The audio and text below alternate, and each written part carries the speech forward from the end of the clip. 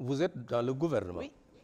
Vous êtes par conséquent dans l'application de la politique définie par M. le Président de la République. Absolument.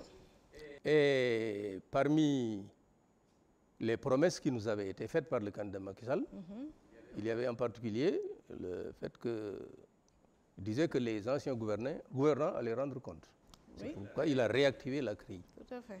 Et c'est dans ce cadre que Karim Wade a été jugé et condamné à 6 ans d'emprisonnement. Il est actuellement en prison.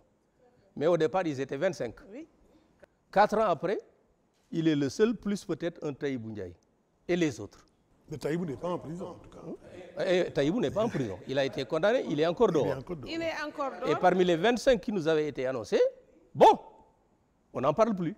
Et je suppose que les 25 vont arriver. Il y a 4 ans déjà. Je suppose. On n'est pas dans le domaine des suppositions, on est dans le domaine du droit, madame. Oui, dans le domaine du droit, je ne suis ni ministre de la Justice, ni membre de la CREI, ni membre d'une quelconque juridiction. Sous ce rapport-là, il y a une politique gouvernementale où j'assume la politique dans un secteur déterminé aujourd'hui, qui est la promotion des investissements. Et dans la promotion des investissements, ce qui ressort de la justice commerciale et de tout le reste, je peux parler. Là, si vous voulez, le point de vue de mon parti qui a été exprimé plusieurs fois, c'est qu'il faut que justice se fasse, il faut que cela continue, il faut que ce qu'on a appelé traque des biens mal acquis continue de se faire parce que justement... Est-ce que vous êtes satisfait de la mise en œuvre de cet engagement du président? À ce stade, c'est une cour qui est en train de s'occuper de cela. Il faut probablement accélérer la cadence en la matière et évidemment, Karim Wade en prison, c'est très bien. Je pense que les derniers développements liés aux Panama Papers montrent que le gouvernement n'était pas dans l'affabulation ni dans la traque sélective et je pense que ce qui doit être fait en la matière le sera. Sophie.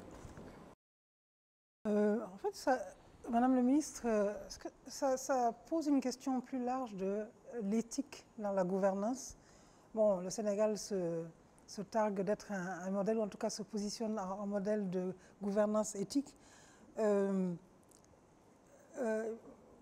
Cette traque des biens mal acquis, aujourd'hui, effectivement, de dire qu'il faudrait que la cadence accélère, c'est un euphémisme, un doux euphémisme.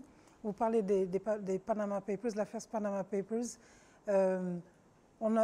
On dit qu'éventuellement, voilà, ça viendrait enfoncer le clou. Aujourd'hui, il y a la question de la responsabilité de l'ancien ministre du Transport dans toute l'affaire de la création de la nouvelle compagnie aérienne. Quid de, est-ce qu'on passe par perte et profit, tout ce qui a été fait dans la précédente compagnie, Sénégal Airlines, Air Sénégal, je me trompe un petit peu dans les noms. Aujourd'hui, il y a le cas de Mme Aïda Mbodj avec la question du cumul des mandats.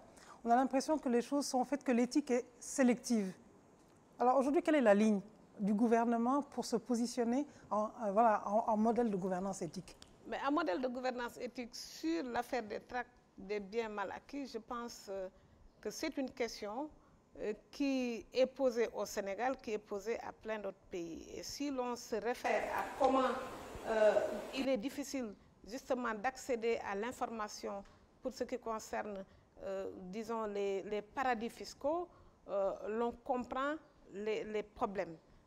Et évidemment, tout ce qui doit être fait, je pense, en tout cas j'assiste moi en réunion de Conseil des ministres, sans dévoiler quelque secret que ce soit, aux instructions qui sont faites pour que fermement la barre soit tenue sur les exigences de vérité et les exigences de reddition des comptes en la matière. Pas seulement pour Karim Wade, pour tous ceux qui ont été visés. Ça, c'est un.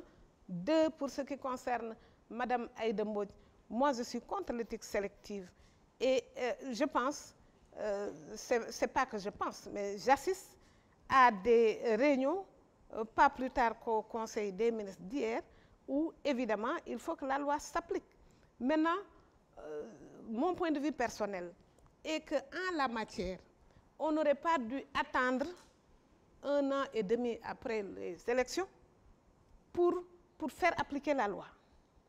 Elle ne va pas s'appliquer qu'à Aïda Mbodj, elle ne devra pas s'appliquer qu'à Mme Aïda Mbodj. Et l'avenir nous dira.